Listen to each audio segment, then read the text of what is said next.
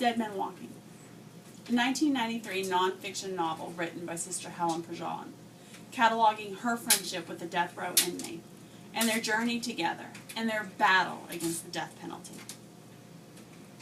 Dead Men Walking, a 1995 movie adaptation of the book starring Sean Penn and Susan Sarandon.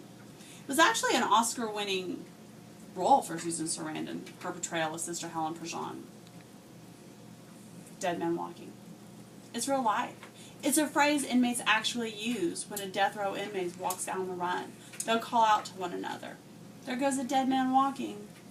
We all know that Oklahoma supports the death penalty. Currently, Oklahoma has 47 men on death row and 1 woman. Recently, Oklahoma's been under the gun for the execution process. As an employee of the Department of Corrections, that's something that could potentially affect me in a very direct manner. On April 29th of 2014, Clayton Lockett was executed. His would be the first in a string of 3 botched executions that Oklahoma would have performed or attempt to perform. In Lockett's execution, TheGuardian.com reported that the doctor couldn't find a good IV site because the wrong size needle was used. So the IV site was put in his femoral artery, thereby causing the issues. On January 15th of 2015, Charles Warner was executed. On October 8th of 2015, the Oklahoman reported that the Department of Corrections used an incorrect drug in Warner's execution. They reported that potassium acetate was received and used as opposed to potassium chloride.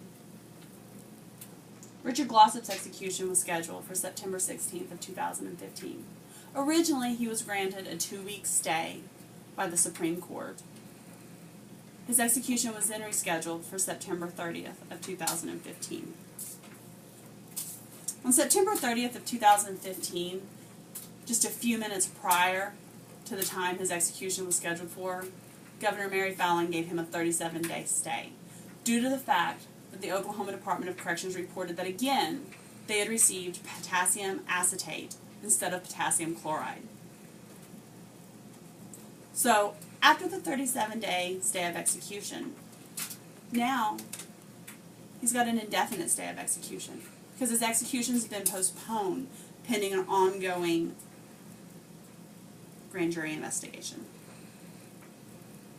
The Oklahoma Department of Corrections they're a very policy-driven organization. Their policy 040301, execution of offenders sentenced to death. It's a policy that basically outlines the execution protocol. It was reviewed after Lockett's execution, and it was rewritten in September of 2014.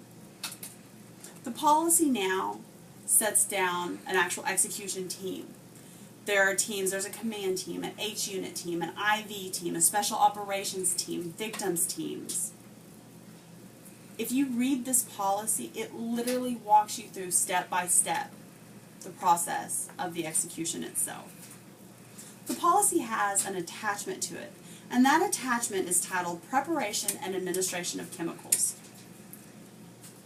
This document deals specifically with the chemicals, how they're ordered, how they're received, and how they're stored prior to the execution.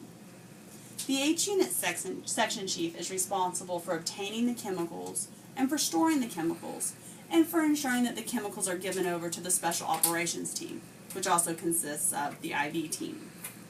The Special Operations team will then prepare the chemicals, and the IV team will be responsible for labeling the chemicals. Each chemical will be marked with an assigned number, with the chemical name, with the chemical color, and with the chemical name, the chemical amount, and an assigned color. There are 3 different chemical combinations that could be used for an execution, but ultimately the director makes the decision which chemical combination is used. Current combination that's used consists of midazolam, vercuronium bromide, and potassium chloride. with a heparin saline flush in between the administration of each chemical. As I said before, there's a grand jury investigation that's currently ongoing. It was done at the request of the Attorney General, Scott Pruitt. Throughout interviews, the Attorney General has stated that it's his expectation that this impaneled grand jury investigate the drug mix-up.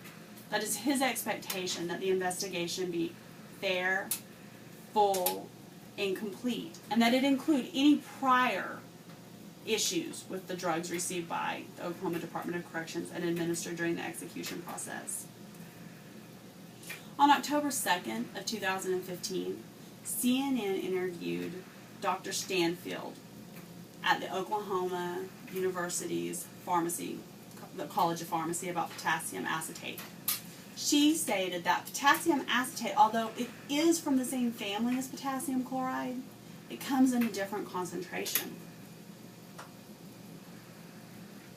Now, with this ongoing grand jury investigation, several members of the Department of Corrections have been interviewed. Director Robert Patton has been interviewed. He was one of the first people interviewed, and he was interviewed for about 6 hours. OSP Warden Anita Trammell's been interviewed. Again, she was one of the first people interviewed. Her interviews lasted for about 4 hours. And DOC Legal Davidson Cotta was interviewed as well. As of right now, as the grand jury investigates, all executions have been halted. It's been announced that an execution won't even be scheduled until at least 150 days out from the completion of the grand jury investigation. There's no way to know how much longer this grand jury investigation is going to last. They meet approximately 2 days a week, but they're on their own schedule. The investigation could go on for months still. The one thing that we do know is that there will be fallout from this investigation. There will be consequences. There's bad publicity. It's a negative impact on current staff. It's hard to recruit new staff when you have this type of publicity. OSP Warden Trammell, she's already announced her retirement just in the last week. Director Patton has been questioned about the stability of his current position. Those are just things that we know of. The long-term impact is unknown at this point. I'm certain that after investigation, that current procedures for the Oklahoma Department of Corrections will be reviewed and rewritten again. But is that all? I mean, could this actually be something that affects the death penalty? We could be seeing history in the making.